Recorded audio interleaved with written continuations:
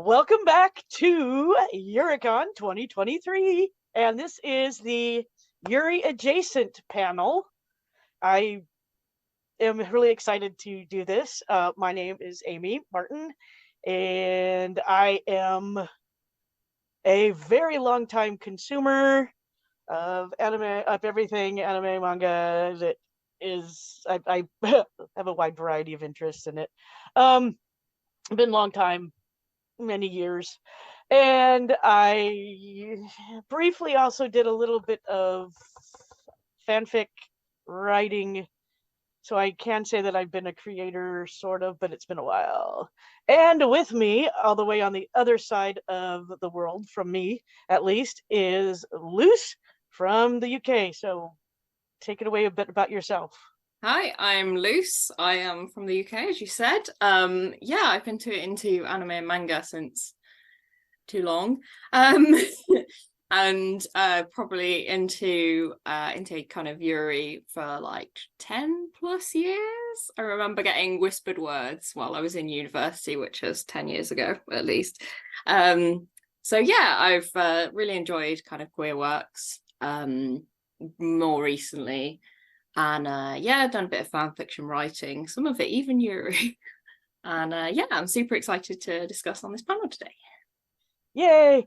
So I'm going to break the fourth wall for the panelist people. If we ever talk about something like, and back in our last discussion, yeah, we did actually chat for a few minutes at another time to actually make sure that we could actually do this panel. And so some of the things that we might talk about, you might be like, wait a second, where did that come from? I will hopefully remember to explain and try and help you guys all along on this, because we found interesting things that we will be sharing with this panel, just to give you guys that heads up.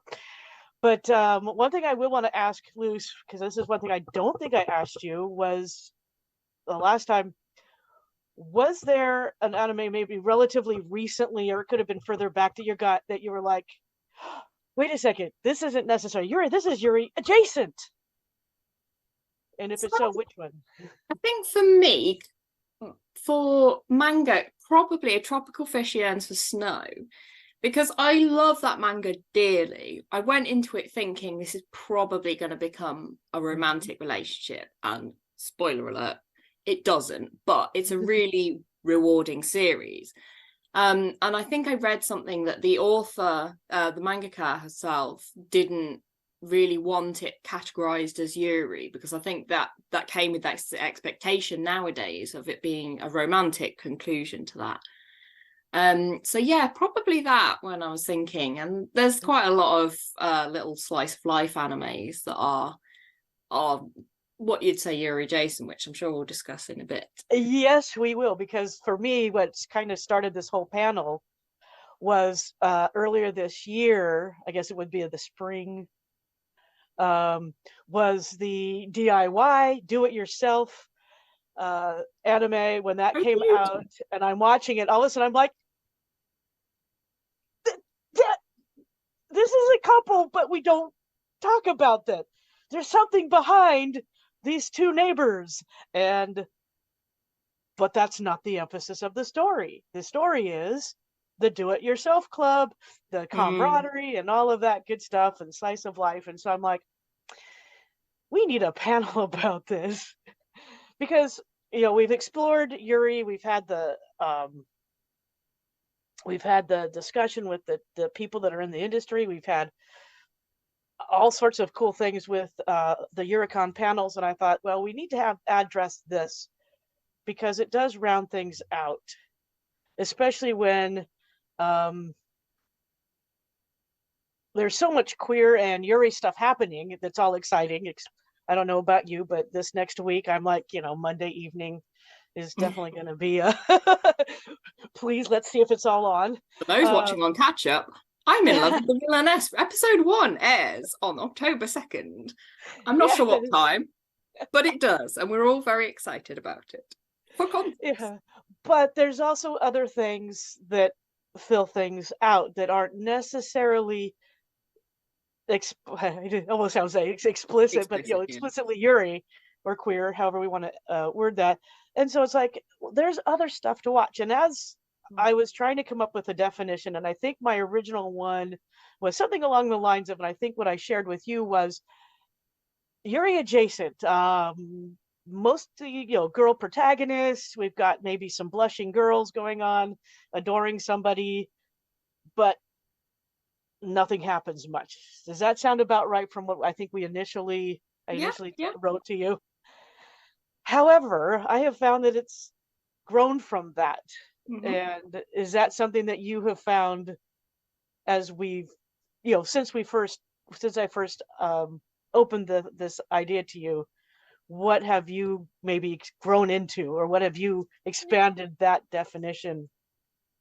I suppose for me, I mean, Erica's definition of Yuri is lesbian content without lesbian identity. So Yuri adjacent is kind of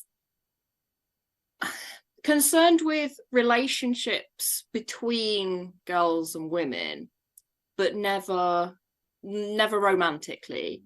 And while you might have a blushy, it never makes the next step. It never tries to make the next step. And sometimes that's I think more of a conscious decision not to go into that romance, and sometimes it's more accidental. I think so.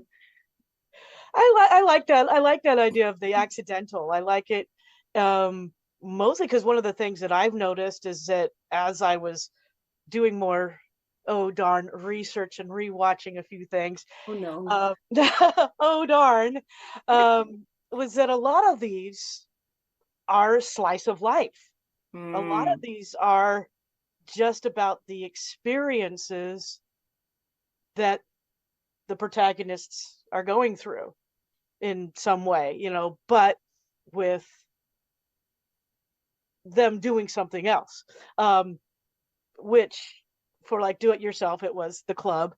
And so there's going to be a lot more names. There's some other names that I would want to throw out there, because I also feel like this is a bit of a spectrum, because mm, there's things that are a lot more, there's a lot of things that are really close, like the DIY. I'm like, if we could just switch it and have Serafu and Purin just why they are the way they are, why they are not, something happened, and why is the relationship the way it is now. But mm. that's another thing. That's another Are they gonna season. get together ever or not? Are they just gonna still be friends? They may still be friends. But I got to thinking about this, is that there are other parts that I would still call it somewhat Yuri adjacent. And I also, one of the things I wanted to bring up, and I know I did before, was the issue of, this is, I think, the biggest area where the derogatory term Yuri bait or queer bait hits a lot. Yeah. And I really dislike it, because it's just one of those things, is that when it gets tossed around on some of the social media that I follow, and that's not like I'm Mm, heavy into some of it, but I when I've seen it, it's been, I think, the heart of the names that I've seen look like they're male names. I am not assuming, because I know we have some wonderful male Yuri allies, friends here that are really wonderful. But there are some that are it's kind of gatekeeping, and yeah, yeah. it's just so annoying. Because for me, Yuri bait, queer bait, that's more like, say, Full Metal Panic, and it's Tessa and Chidori, Konami, hanging out in bathing suits. That's queer baiting or Yuri baiting, because Yeah. obviously they're not into each other. They're into Sasuke. And Mm, that is for marketing purposes. I kind of put it in the realm of, if you're yeah. going to do that sort of thing, that's marketing. And Mm, it's a het couple. They're not going, or het people. They're not interested in each other. They're just looking cute.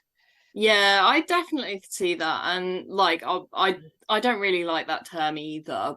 And I think it definitely gets misused because again, like it's not, it's like for every slice of life. I don't need a romantic component to that. Romance is not the be all and end all of life. I say that particularly pertinently as an Aero person, but it is irritating. But I again, like you say, with the marketing, if something is marketed so heavily as very Yuri, you can understand feeling disappointed that it never pays off.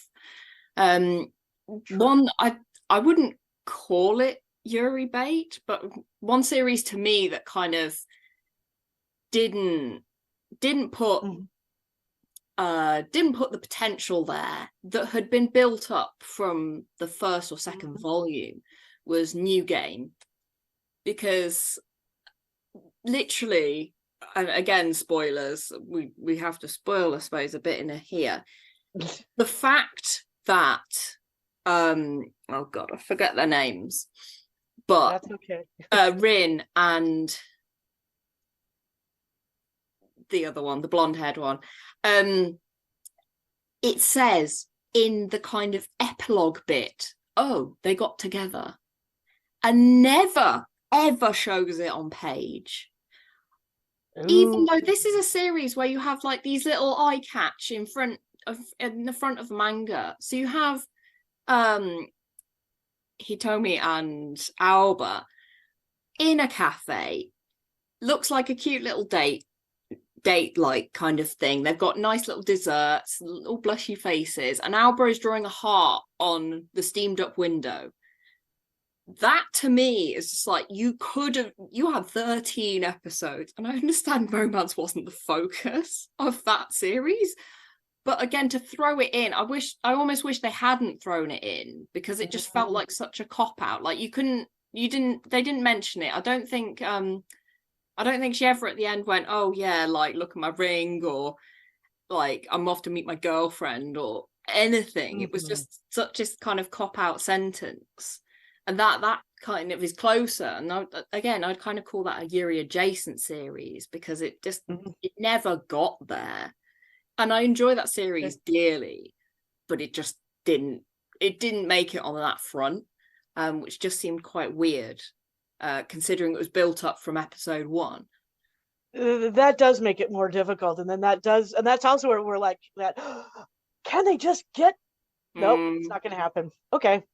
And that's definitely kind of leading into, as I call it, the spectrum, because one of the things that I have found is, the very spectrum is a show that I really like, and it's kind of on the far end, and it's only because of the novel that I would even kind of pin it in the Yuri-adjacent, is Violet Evergarden. It's because everybody loves her. She could almost be considered Yuri bait, because she has no clue how everybody feels about her, because she only knows that she's trying to figure out what does love mean in relation to the major, who she adores and doesn't know how she adores, doesn't realize it.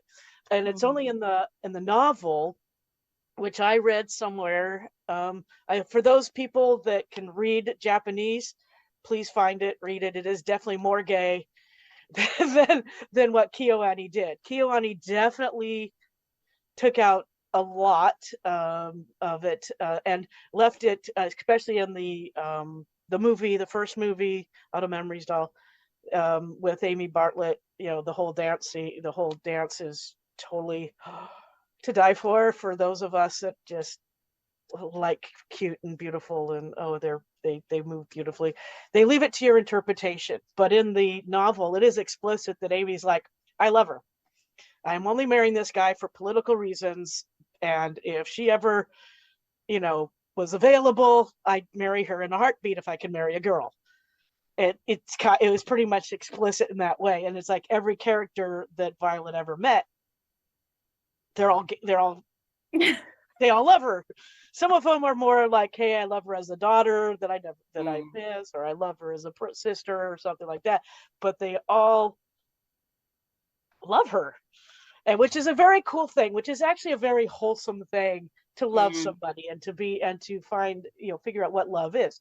Very KyoAni thing. KyoAni does slice of life, feel good, love, enjoy. So you got to give them that credit, even though they de-Eurified a few things on that. So that's what I kind of call the far end. You've got characters that are interested in women, in other, and but nothing happens. And then it gets a lot closer, like the do it yourself, or as you say, like the ones where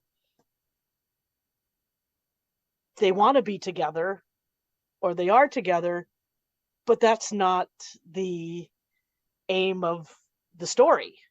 And one of those that I was thinking of like that was the Asteroids in Love, which I think I told you about. I said, and Yes. yeah, and I'm like, Asteroids in Love, they're so cute. So here we have these two main characters, and their main focus is to find an asteroid. Because when they were little bit unbeknownst to themselves, that they made that promise, and now they're in high school. They come back together, go, "Oh, that was you! Ah, surprise, surprise!" And the story goes. There are some characters in there that we are like, are maybe they interested in each other? But that's not where the emphasis of the story lies. So as I put once more, I'm like, this is Yuri-adjacent. You've got cute girls, you've got them interested in each other, they want to be partners, but it's not romantic. They're busy doing space stuff. Yes, and like I've been watching that, and like there's a moment where the main character gets a bit too close to Out, and she's like, "Oh my god, you're so close!" And considering that she's kind of shared a lot of her awkwardness with main character, and this is so bad, I was literally watching an episode earlier. That's okay. I'm not Mira. always very good with names. Mira, I think so.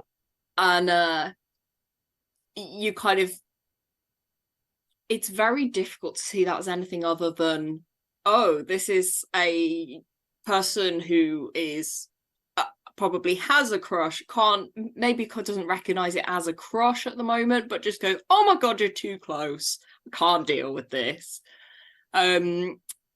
So yeah, again, it's one of those things, like if it ended up with them being a couple in the end, I would not be surprised. And to me, I suppose that's Yuri-adjacent. It never quite makes the leap, but it's not outside the realms of possibility. Yes, that's definitely the case. And because some of the cases that I also want to make is that we touched on this, is that because you mentioned a title near that was one of my early titles that I really enjoyed, and one of the early videos or DVDs that I bought. And when we first mentioned it, was Haibane Renmei, and I'm like, but back then in the day, yeah, that was the closest Yuri we had, and we called it Yuri. Yeah, so again, we have that conversation of what Yuri-adjacent now would have been Yuri. And again, it's like Raka and Reki. Their relationship is very intense, and they're kind of orbiting each other, and towards the end of that series they barely notice anybody else. So I think it is definitely one of those series where you go, this is romantic, right? For sure, it has to be. But it's actually kind of, it is and it isn't. But in the age that it was aired, you go, well, could it have been aired had it been a confirmed relationship? I don't know, because it was 2001, I want to say 2001 or 3 or something. Something like, yeah, the very beginning of the 2000s. Yeah. And you haven't got, it was one of those things where you might have got away with it, but might not have as well. And I don't think it would have come over here had it been text rather than subtext. Mhm. But so yeah, it's quite interesting that now, I mean, it's a good thing that we've got a glut of textual Yuri relationships and Mhm. romances to look at. But it's a bit kind of a little sad to say, oh, this is Yuri-adjacent for something that's was such an important Mhm. series at the time. Yes, or the characters that we were actually able to be like, hey, that's a lesbian there, or she likes girls. Yeah. To be able to identify. It was kind of a heady time where we're like, okay, are we, what kind of glass are we really trying to see more subtext in it than we are? Because there was a few others at that time that I remember um being on the Yuricon Yahoo groups list. Yes, that is how old I am. Been following Okazu and Erica for a very long time. But it was one of those things where we would be like, well, what about we had a kind of an ongoing list of lesbian characters, or who we wanted to be, a little bit of it, and but and a lot of it was subtext. It wasn't anywhere in the story. One of the oldest ones that I was thinking about is a sci-fi one called Silent Mobius, and there is no romance in that thing whatever. If there is, it's a hetero one with the main character, but Mm. the some of the side characters, um they had said that they were, in, I don't remember what text it was, where it was, but we're like, hey, this is this character, I want to say, now my name is drawing a blank. I want to call it Rally, but I don't think that was the name. But one of the main, more boss characters, they said was, hey, she's a lesbian. um there was a few other ones too that were like, hey, this wouldn't be too bad. So it was like, do we call that Yuri-adjacent when there is a lesbian character? Not that they do anything lesbian like, but there they are. you know Mm. do we now add that particular thing into it with, if we're going to do, if subtext, if things that were more or less what we were all cheering for is, this is Yuri-esque, we've got at least this hint. Do we now, characters, because we are starting to get more, I think, seeing some more characters that at least admit that they like girls. But I mean, for instance, the top one that comes to mind right now would be the whole, I'm shooting it to Baccarina, to the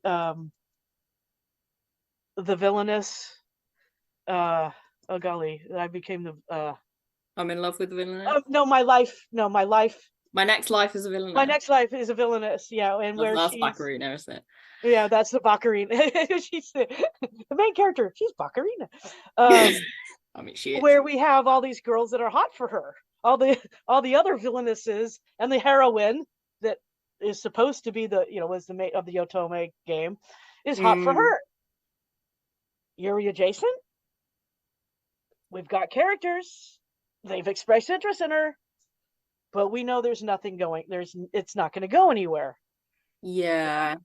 So that to me was where they kind of went, oh, and then went, you know what? No, not in hell.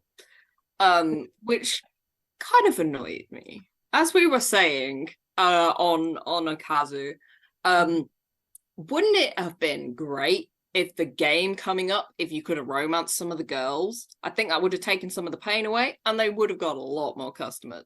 Because Oh yeah. I would have even thought about buying it. I'm just like, oh, I don't want to sit here romancing men. God damn. Um, so Yeah. I was just like, if you'd whacked Maria and Mary in there, God, that would have been so fun. And like, yeah, again, like the early anime and manga really plays up the aspect of like, I think Mary outright says she wants to marry her. Um, and Maria is not giving up. Um, Also, Maria is a cat. She can bake good goods. That's a win for Yeah, I'm me. like, mm-hmm. And you don't want to be queen. Like, You could go live a really cute peasant life, go to work together, and have a fresh supply of baked goods all the time. Like, you chose wrong, Katerina. You just chose wrong.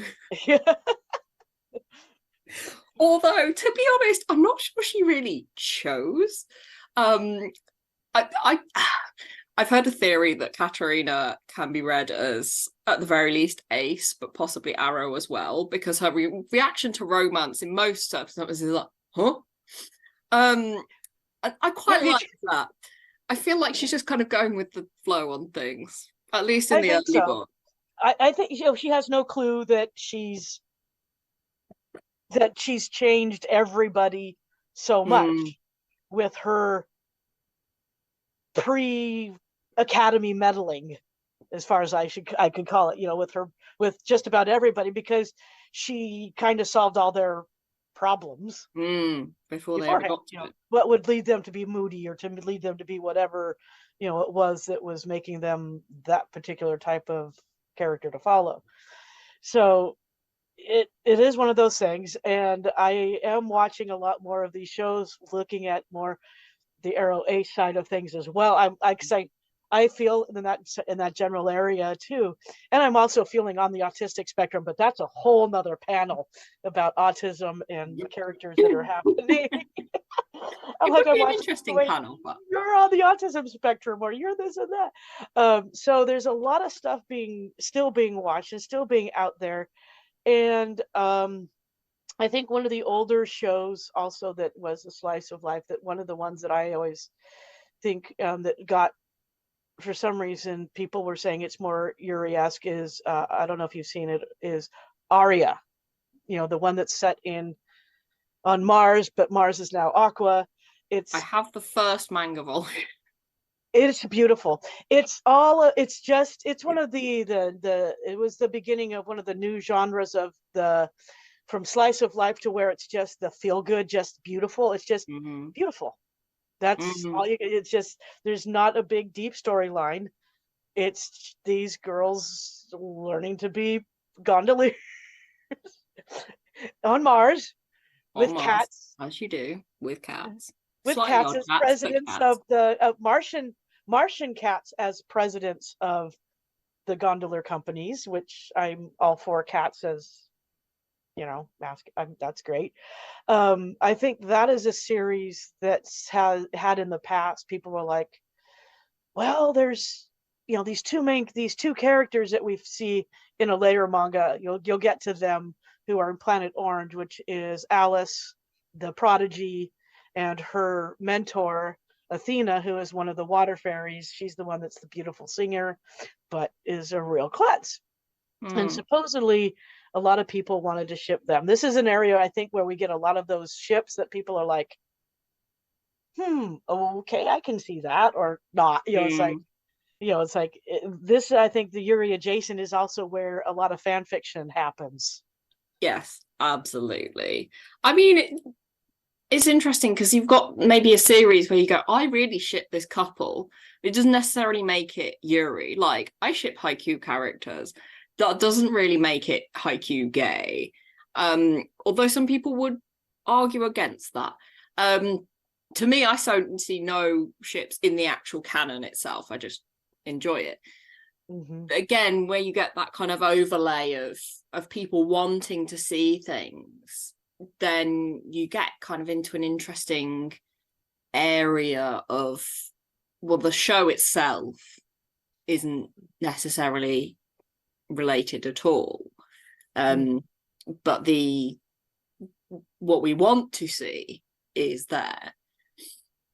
Very true. Because sometimes I think we're given not very much at all and we run with it, and other times I think there is a trail of crumbs. Like with New Game, there was a lot of like, oh my god, she's so beautiful, and Rin having like this really obvious crush, which, like, she gets jealous over the fact that the other girl might have met with a man. It's very obviously coded as jealousy, and romantic jealousy at that.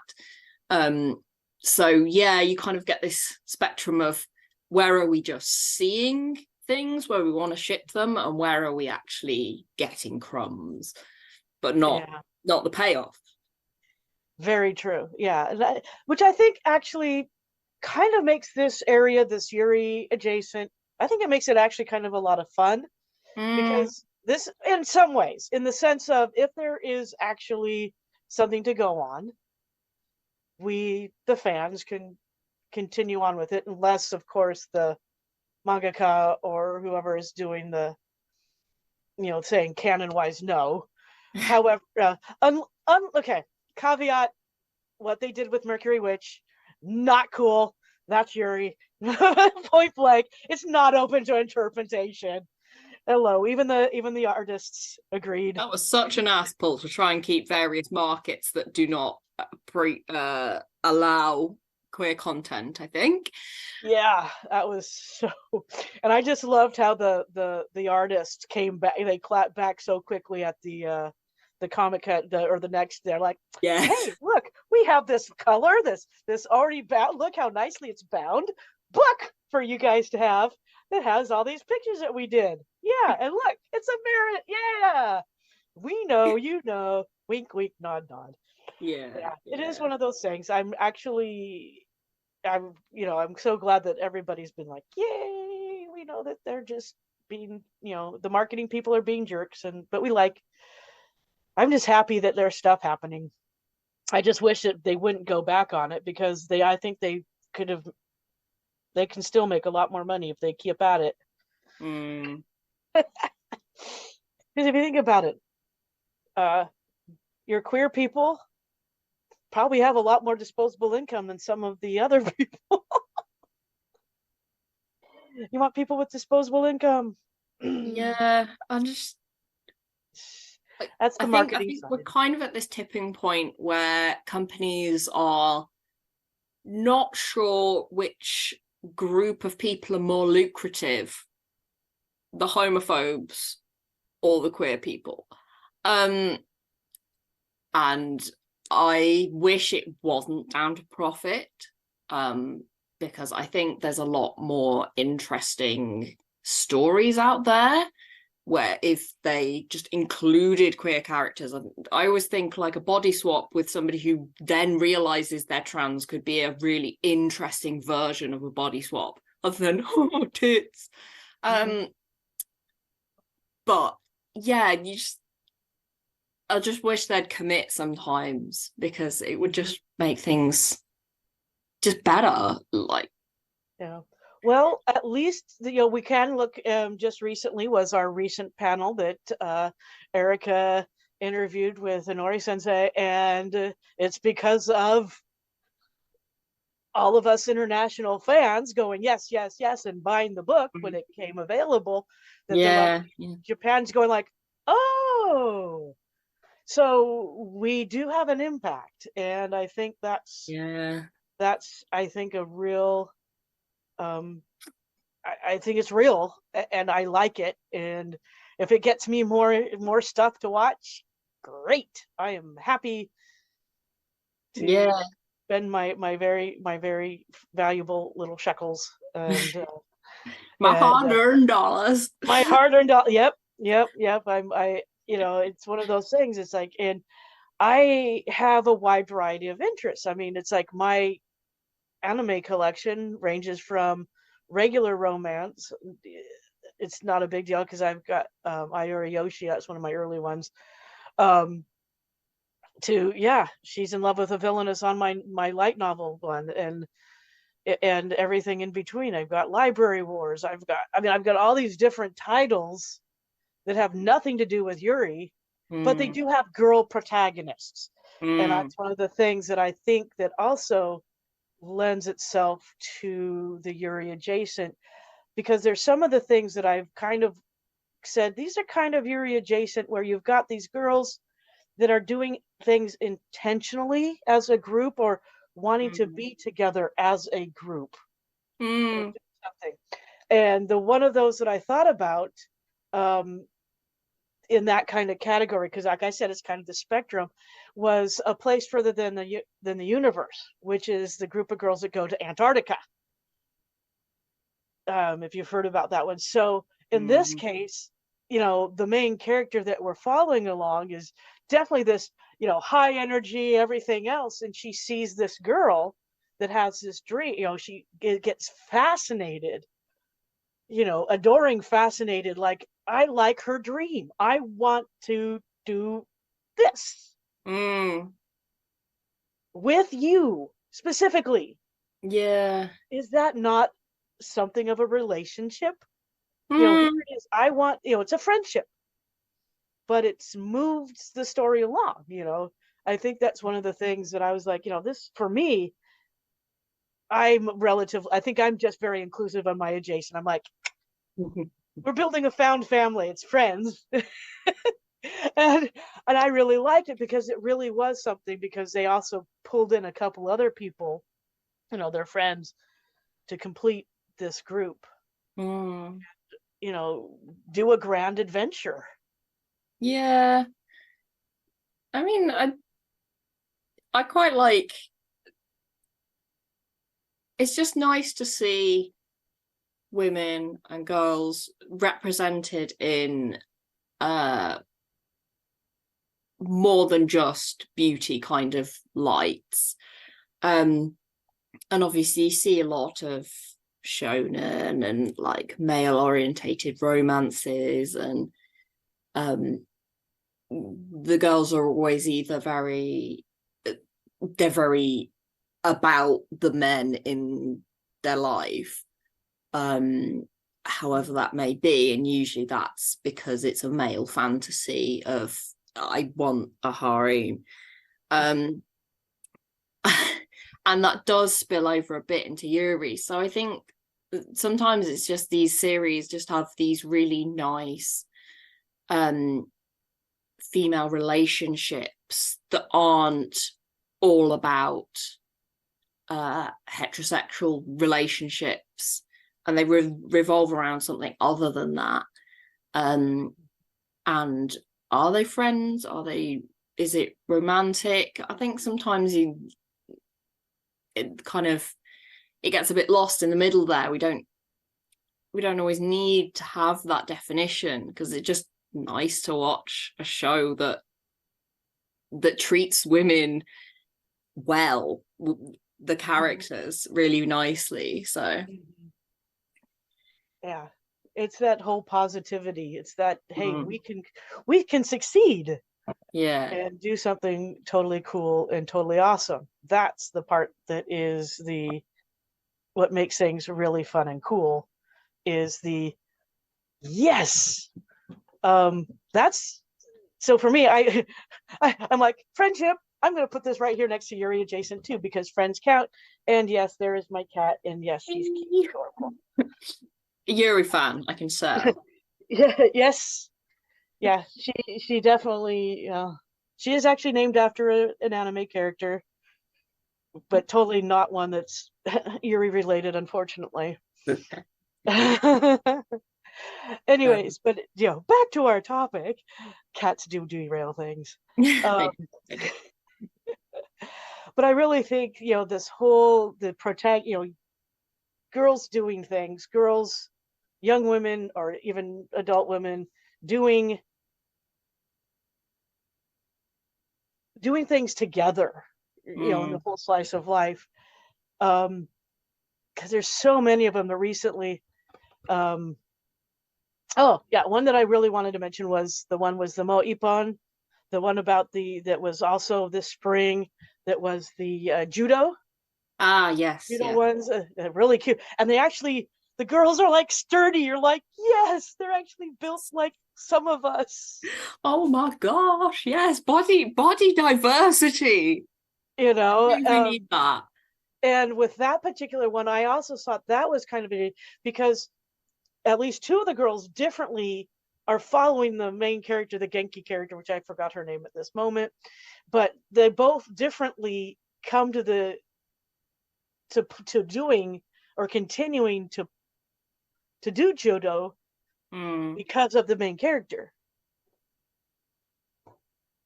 so they can continue what kind of relationship they have, Mm. you know and because one of them, even the family, when she's thinking about her family, they're like, are you continuing it? Because they're, you kind of get that hint, like, you like somebody, but they don't go anywhere. I mean, it's like they hint, but they don't hint. They're like, you're doing it because of your friend, right? Wink.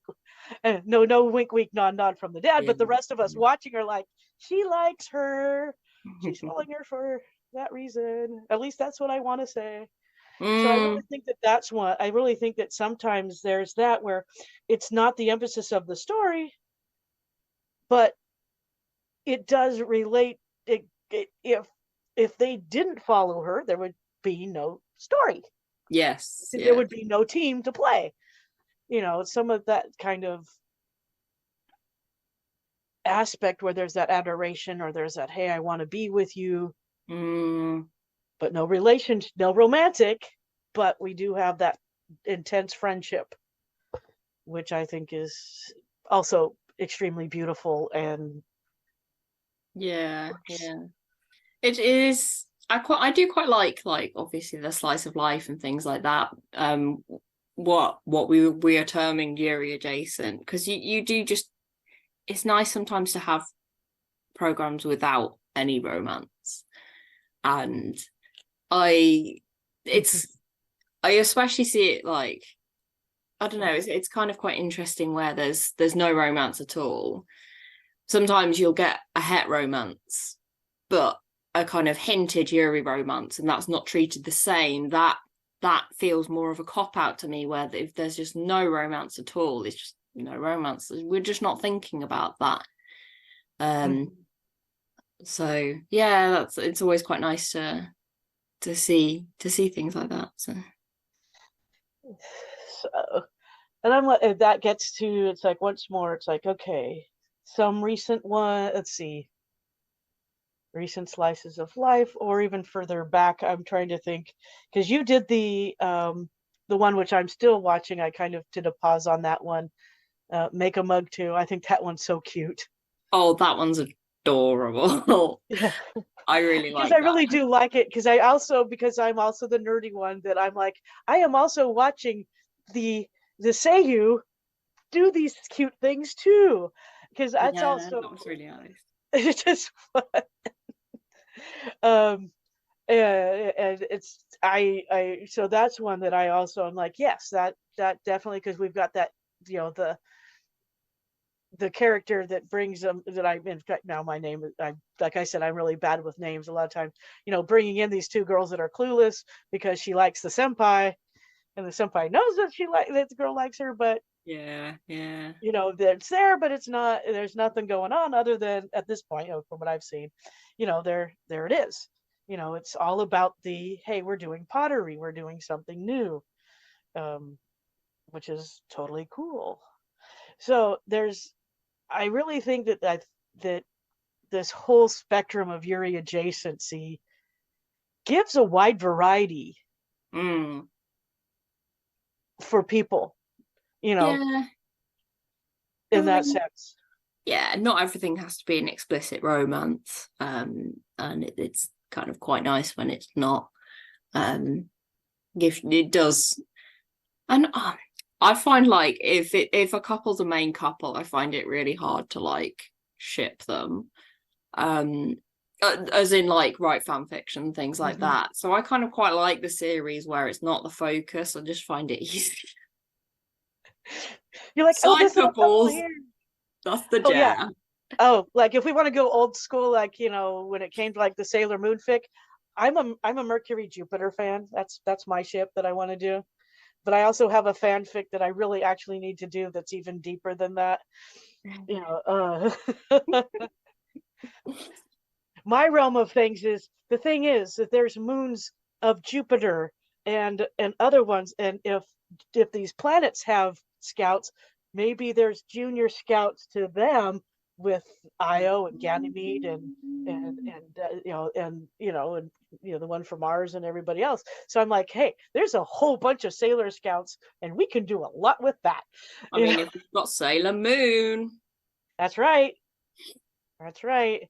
So I have a whole set of that, and that's one of the fun things that going back to what we said earlier, is that this whole realm of Yuri-adjacency is that we can do that if we want, or not. And I just really do appreciate the opportunity that has been given us, that there are these characters that we can enjoy, and the stories that we can enjoy.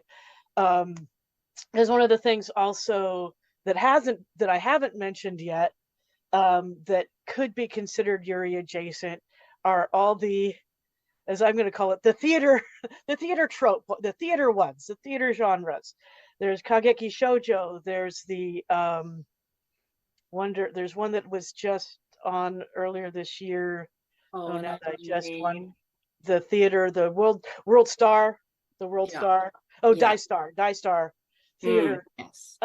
where the DaiStar theater was a little bit closer, because I mean, I don't know, you can love your clone yourself, um I mean, that's where I'm like, well, that's not Yuri, it's more adjacent if you're gonna try and stretch that one, spoiler person, but I like those too. Those are some of the ones. So we've got that, and now we've got the theater, got all these girls together.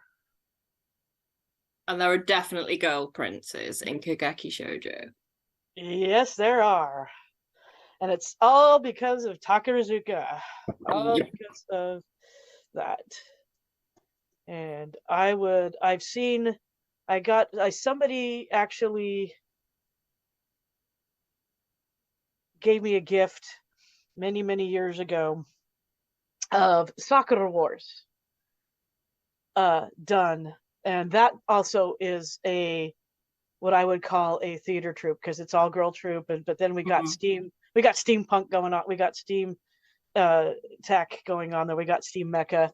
And I also, so for me, because there's also supposed to be a character or two in there that they're like, well, she's lesbian, not that it ever happened, or there's two characters, but they never do anything. They're actually the most adult out of the group. That's Maria and Kana, the two.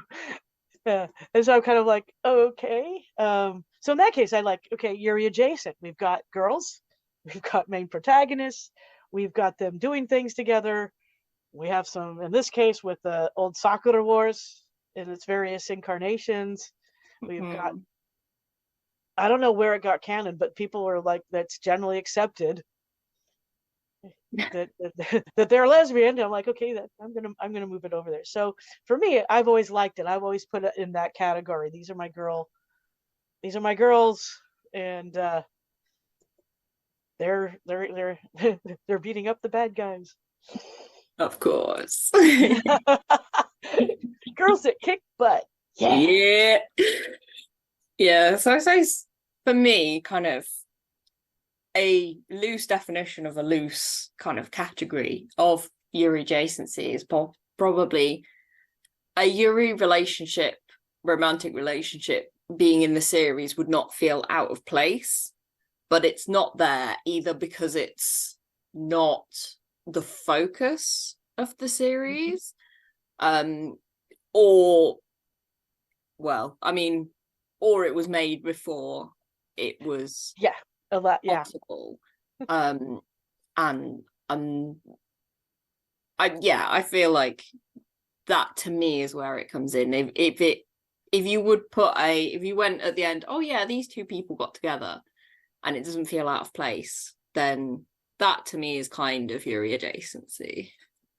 I like that. I will definitely include that, because that's on our spectrum. Our spectrum from, hey, they just didn't quite, topic wise, it just what didn't come up, or the mangaka, like you said, with Tropical Fish at the beginning, was she's like, nope, it's a friendship. This is what it is. There we have explicit. But we know that there's deep friendship, or there's still a relationship built on friendship. It's like, I'm going to count it. We're counting it. To these, hey, yeah, we could put those two together and it would work. Yes, it could still work. Or there's still that wide variety. So that still gives us, those of us that want something more, they can imagine the something more. That's one of the beautiful things I think about all of the about the world of art, you know, fine arts, you know, reading, whatever it is. It gives us that chance to go beyond the story. You know, we can actually put in, hey, this is what I think what happens after the book ends, or after the anime ends, or whatever, after the manga ends. This is where I see it going. Yeah. Yeah, it's like, or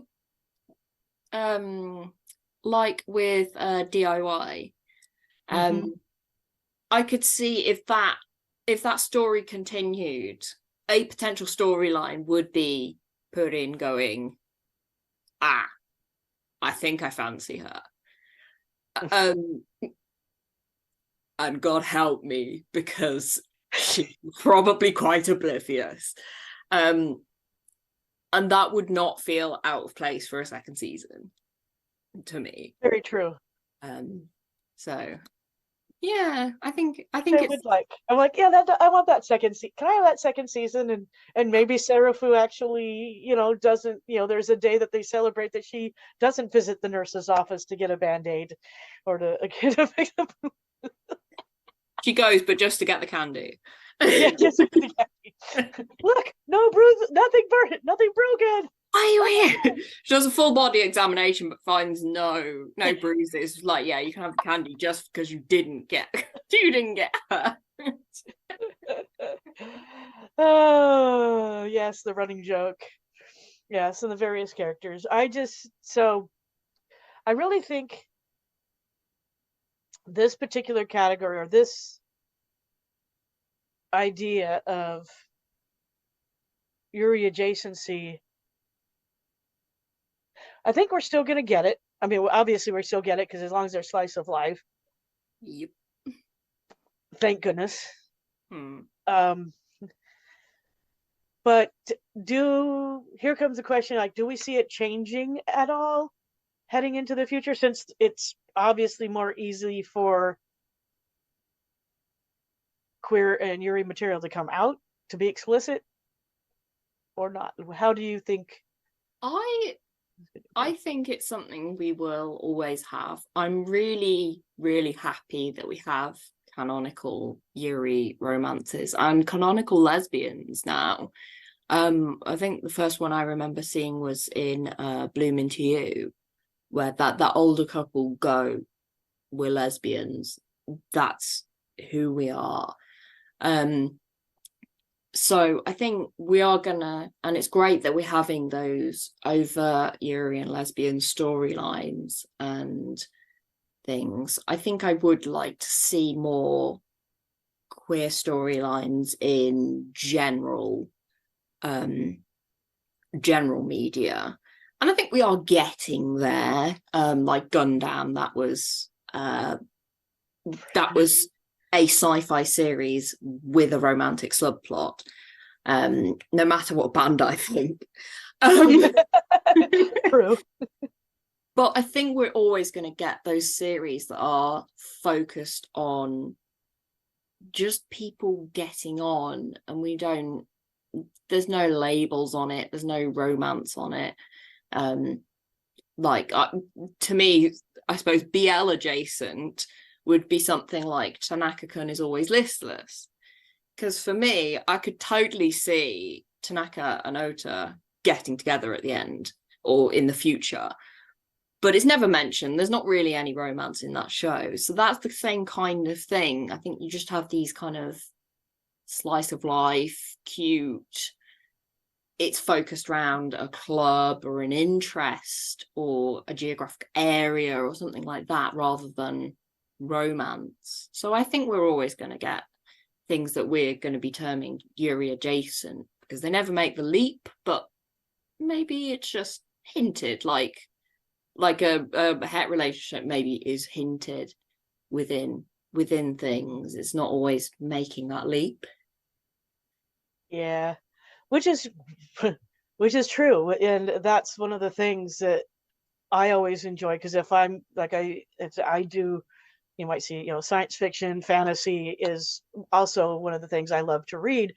And now if there's a subplot that romance happens in it, that's fine. I'm reading it for, I might be reading for the adventure, for what's going on in the story, and it's like, oh, and then they kind of slide in, and by the way, this is now happening. It's like, oh, this is kind of cool.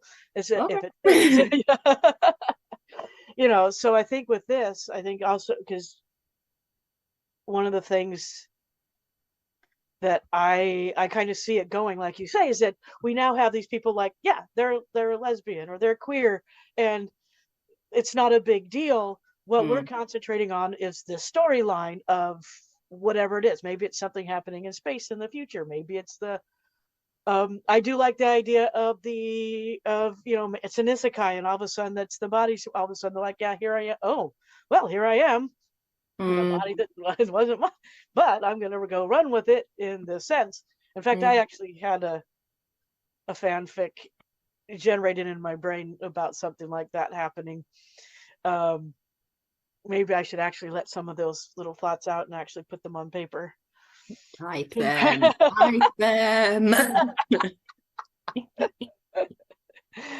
So yeah, it's definitely where it goes in the future is definitely up to, I think, all of the creative people. It's like, please, people, keep on being creative.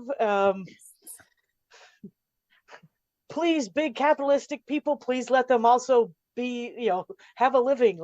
Give them living wage people. Oh gosh, I hope so. Yes.